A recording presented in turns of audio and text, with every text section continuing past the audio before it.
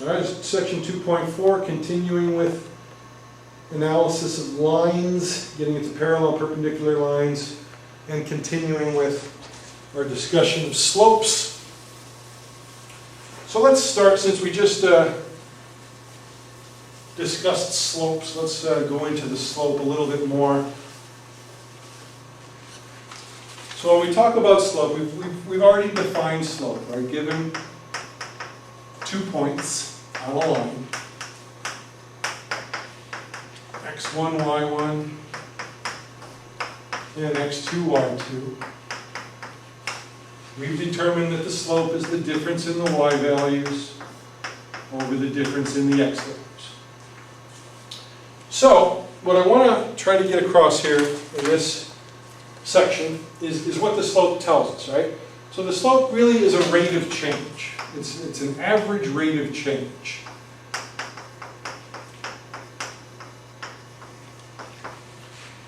So if we start, let's say, if we're given, let's say we're given a point, we're given that a line has a point at the origin, 0, 0, and we're told, let's say we're given that one point on a line is 0, 0, and the slope is, let's say, 3/5.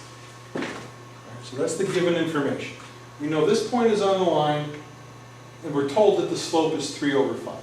So looking at the definition of the slope, with the and sometimes the rate of change is given, you might see it like this. Change in y over change in x. This little triangle is a Greek letter called delta, and it generally stands for the change in something, okay? So many times this is the change in the y values, right? The change in the y values over the change in the x values. You might see it sometimes like this. So what this tells you is that every time, and this is why whenever the slope is negative, we want to get in the habit of putting the negative in the numerator, just to be consistent. Because, let's do that. Let's say this is negative, just to illustrate that fact. So let's say the slope is negative 3/5. So what this says is every time the x's increase by 5, the y's are going to decrease by 3. And that's what the slope tells you. If it was positive 3/5, then that would mean every time x increases by 5, y increases by 3.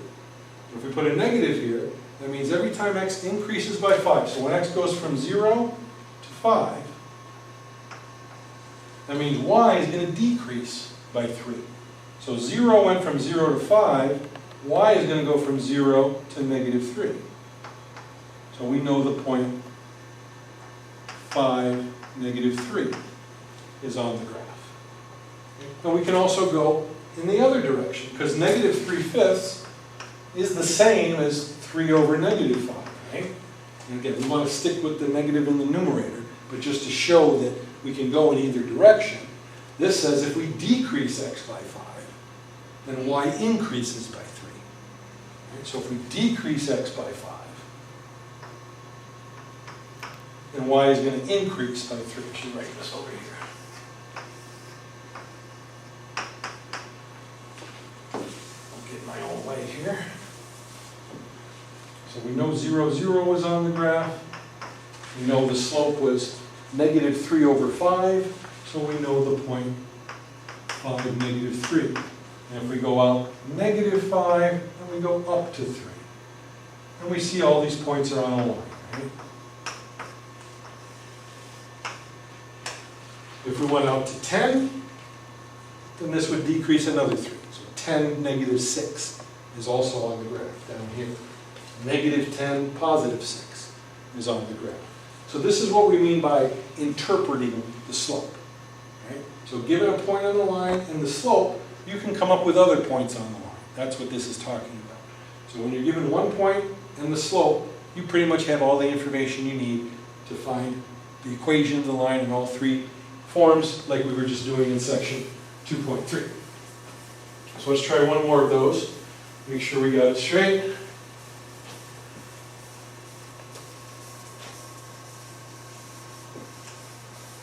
Let's let's say we're given the point 1, 3 is on the graph, and the slope is -2/3. And you're asked to come up with an equation of this line, so any one. So you start with the point given. Point is 1, 3. So we know that point's on the line, and this slope tells us that if I increase x by 3, y is going to decrease by 2. So if I increase x by 3, then y is going to decrease by 2, so the point 4, 1 is going to be on the graph. All right, I increased x by 3, decreasing y by 2. Now if I go in the other direction, decrease x by 3, increase by 2, so decrease by 3 brings me over here to -2, so increase by 2 up here to 5, and my graph's a little off. I'll make sure this is on the same line. So we would get this point here. Yeah, it's not quite a straight line, but it's close. And then we wanted the equation of this line. Well, now we have a point and the slope. So again, the easiest case is point-slope form. Since we already have the point and the slope, we can easily put it into point-slope form. Y minus the y value equals the slope times x minus the x value, and we could come up with any of the other forms we wanted if we cared to. All right, so that's how we come up with other points on a line when we're given one point and the slope. So that is interpreting the slope. All right, parallel and perpendicular lines. So these are kind of special cases. And not really.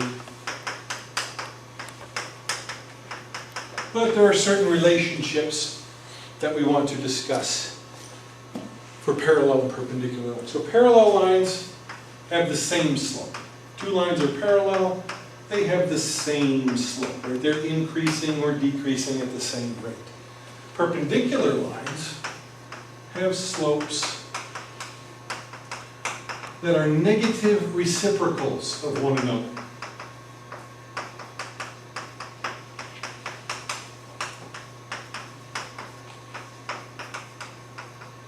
The negative reciprocal, for example, if we got -5/3, the negative reciprocal is +3/5. Right, so you just take the reciprocal and you change the sign. Right, so -5/3, flip it and change the sign, becomes +3/5. That's what a negative reciprocal is. So the way you're going to be asked these questions about parallel and perpendicular lines are as follows.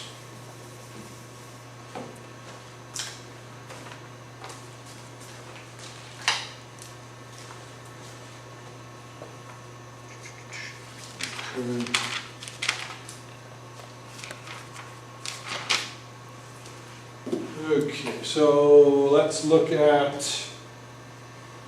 let's say, number 6 on page 267.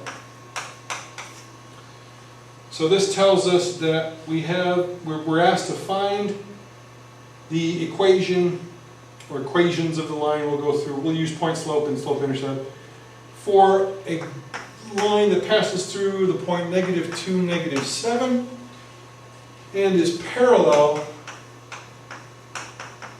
to another line given as -5x plus 4. Alright, so we're given a point on the line that we want, and the question is, find the equation of the line with these conditions, right? That it includes this point and is parallel to this line. So remember what we need to find the equation of the line. We need a point and the slope. Well, we have a point, and since we know it's parallel to this line, we already have the slope, right? So since it's parallel to this line, we know that the slope we want is -5, right, from here, because it's parallel. Same slope. So now we have a slope and a point, we're done, right? So now we can use point slope form.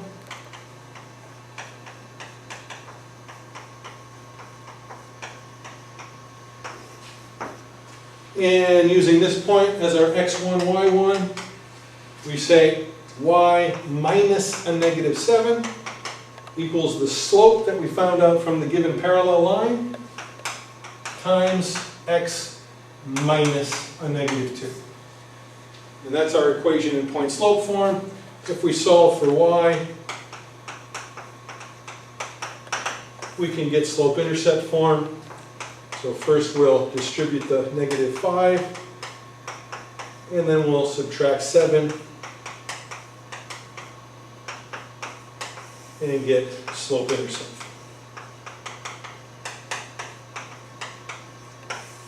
And this was our point slope. Okay, so when we're given a line that our line is parallel to, of course this was nicely set up in slope intercept form. If the given line is not in slope intercept form, you have to solve it and put it in slope intercept form first to figure out what the slope is, right? So this one was already nicely given to us. All we had to do was look at it to find out what the slope of our line was. We were given a point. Now we had the slope. We could form point slope form in any of the other forms that we want. General form, just bring everything over to one side and set it equal to 0. All right, then it's basically the same idea for perpendicular lines, except we use this relationship instead of this relationship. So perpendicular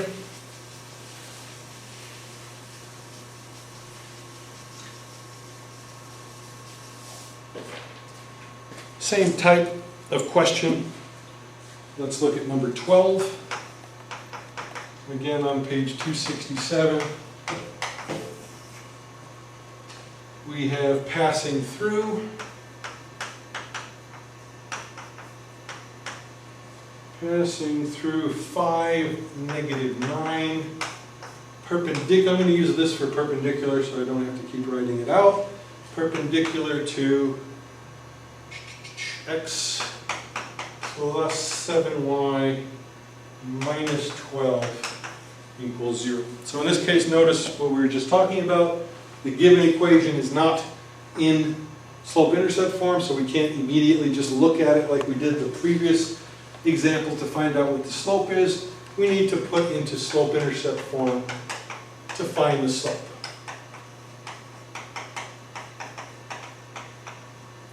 To see the slope. All right, so all we got to do is solve it for y. So we'll put everything that isn't a y on the other side. 7y equals -x plus 12. And then we'll divide by 7. So we get -1/7 x plus 12 over 7. So that's the equation of the given line, right? This is the given line. And the given line has a slope of -1/7, which tells us slope of the line we want is the negative reciprocal of -1/7. So we take the reciprocal, we change the sign, and we get, we'll call it m prime just to distinguish it from the m. So m prime equals 7, a negative reciprocal of the given line that's perpendicular. Okay? And now we're right back to where we were in the previous example. We have a point, we have the slope, so point slope form.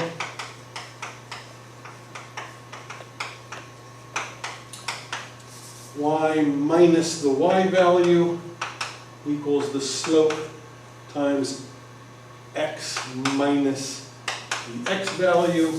And if we want slope-intercept form, we solve for y.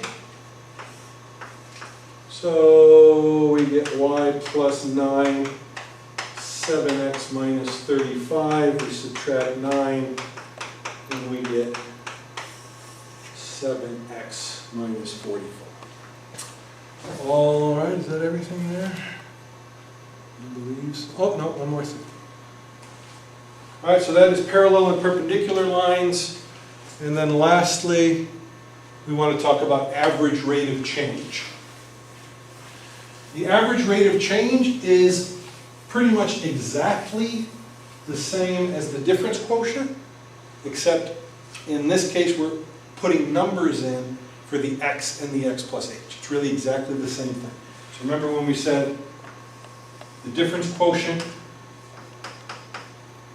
we had a graph that looked like this, and we called this x, and we called this x plus h, and we said the difference was h, and we said this was x and f of x, this point, and this was x plus h and f of x plus h, and we said the difference quotient was just the slope of that line connecting those 2 points, the difference in the y's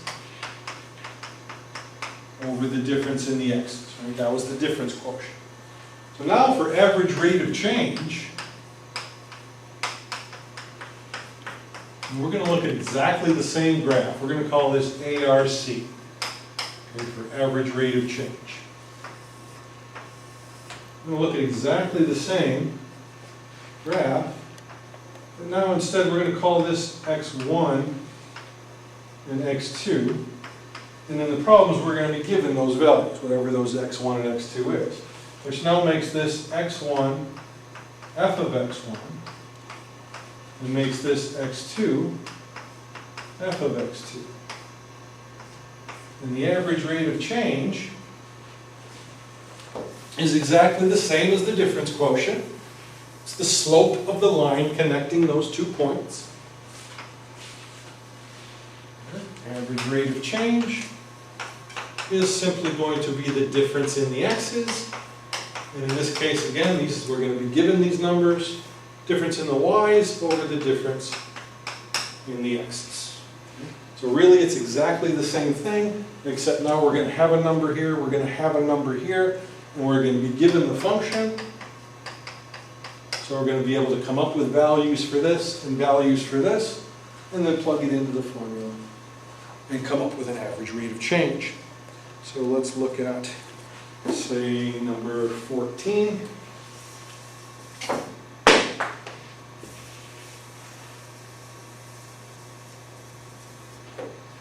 Number 14 on page 267. So we're finding the average rate of change of this function. Now, this is a linear function. So the average rate of change is going to be the actual rate of change. We'll do one linear function and then we'll do one nonlinear. And we want to find the average rate of change from x1 being 0 to x2 being 4. So that's the question. Find the average rate of change of this function between those two values. So we have the two values, right, x1 and x2. All we got to do is come up with this value and this value, and then plug it in. Right? So f of 0, right, we put x1 in, f of 0 is 0. F of 4 is 6 times 4, or 24. Now we have everything we need. Average rate of change. In this case, the average rate of, remember we said slope is average rate of change. So if you're looking at a linear function, your average rate of change is going to be the slope, just the way it is. But we can see that from here. The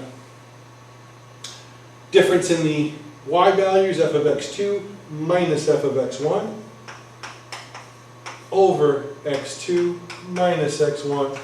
And again, notice, since it's a linear function, it's just the slope for linear functions. So anytime you're asked to find the average rate of change of a line, it's really just the slope of the line, because that's what a slope is. So let's look at one that's a little bit more involved, but it's the same procedure.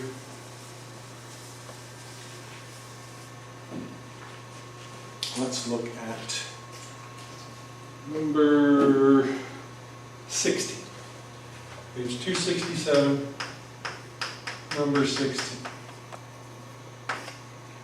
So we got a function here, quadratic function, x squared minus 2x, and we're going to say from 3 to 6. So we want the average rate of change of this function from 3 to 6. So we need to find the function evaluated at 3. It's going to be 3 squared minus 2 times 3, so 9 minus 6. And we want to evaluate the function at x2. So we get 6 squared minus 2 times 6, 36 minus 12. And now we have everything we need to find the average rate of change. Just be careful of the order, right? If you're calling this x2, x1, make sure you put f of x2 minus f of x1. 24 minus 3 over 6 minus 3. So we get 21 over 3 or 7.